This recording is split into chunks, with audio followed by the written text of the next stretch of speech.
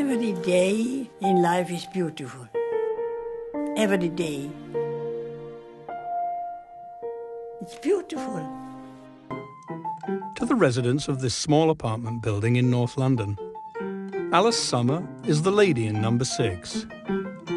My world is music. I am not interested in anything else.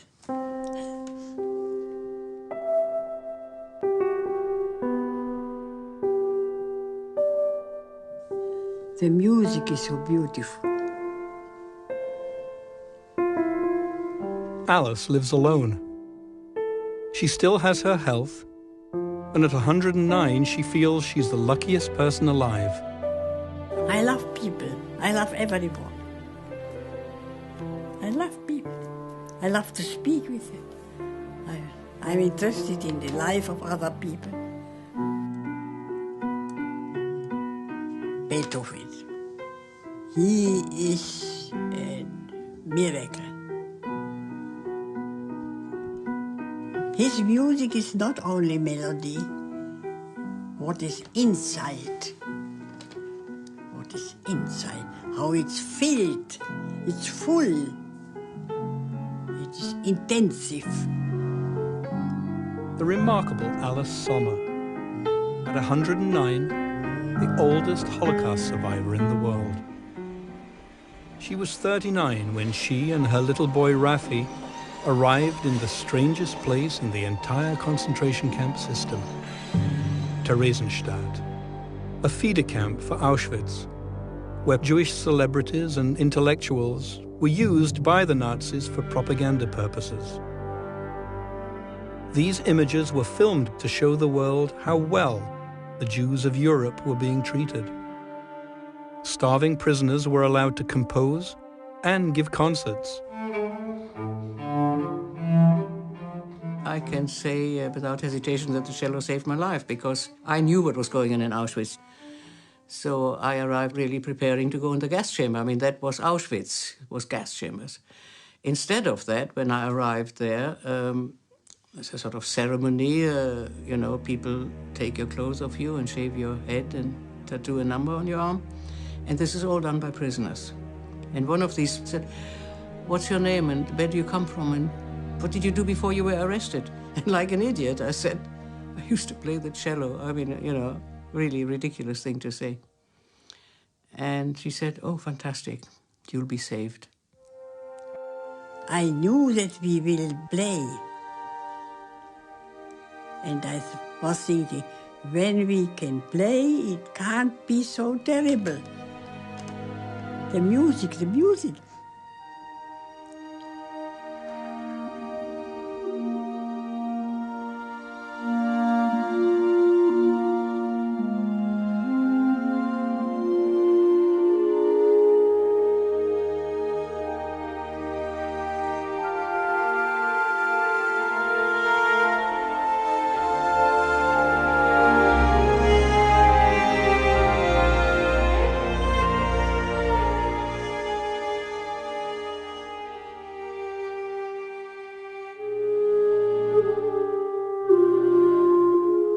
With music, I was always happy. I am happy even without music. Even thinking of music made me happy. One of the greatest philosophers said, music is in the first place of art. It brings us on an island with peace, beauty and love.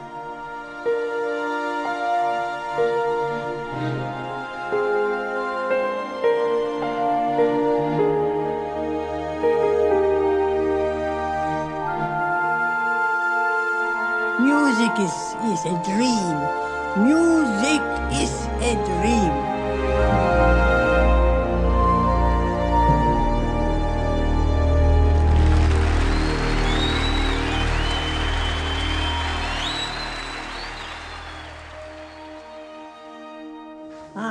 Here they are. So how is it going? My Sunday friend. She comes every Sunday. Zdenka and Anita stop by regularly to visit their friend. A pianist, an actress and a cellist. Survivors. They all survived the camps. In Theresienstadt, Alice played over 100 concerts, performing all of Chopin's etudes from memory. That was my first time, actually, I have had all Chopin's etudes. And I remember Alice sitting on the stage. I was in about third row and saw her from the right profile.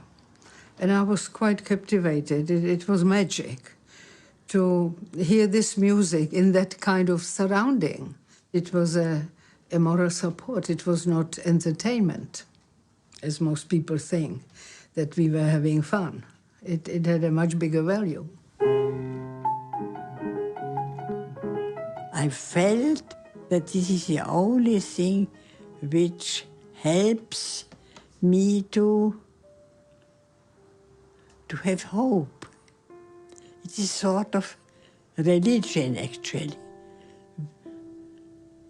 Music is God.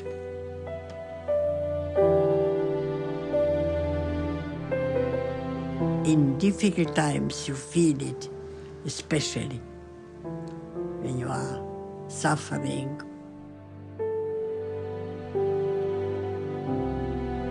Alice's faith in music was an inspiration to her son, Raffi. He sang in Theresienstadt's children's opera Brundibar. And, sustained by his mother's natural optimism, he too survived.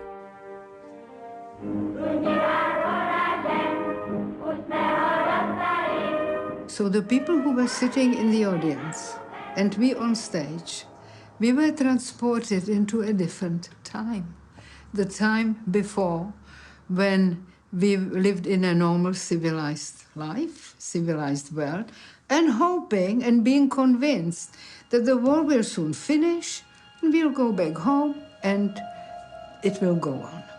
But of course, what we knew later, the Germans knew full well that we are sentenced to death and thought, let them play, let them laugh.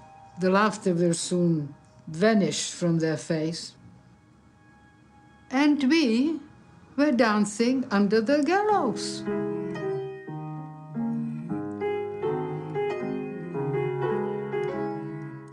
My father always used to say the very wise words, put as much as you can into your heads, because that's something nobody can take away from you. And I think that is so very, very true. And I think this is where music comes in, the importance of music, because you can actually have music in your head without anybody knowing it is happening. You can actually go into another world, which is a lot nicer than the world we're actually living in. I knew that even in this very difficult situation, there are beautiful moments. It doesn't exist anything in our world, only bad. Even the bad is beautiful, I would say. Even the bad is beautiful. It has to be. When you are knowing that you will play in the evening a concert, and people, old,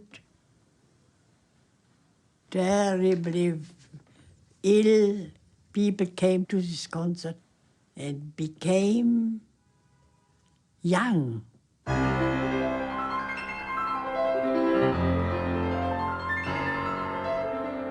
It is a mystery that when the first tone of music starts, it goes straight away in our soul.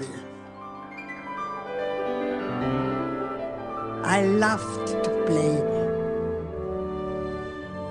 We should thank Bach, Beethoven, to Brahms, to Schubert, to Schumann. They gave us beauty, they gave us undescribable beauty. They made us happy.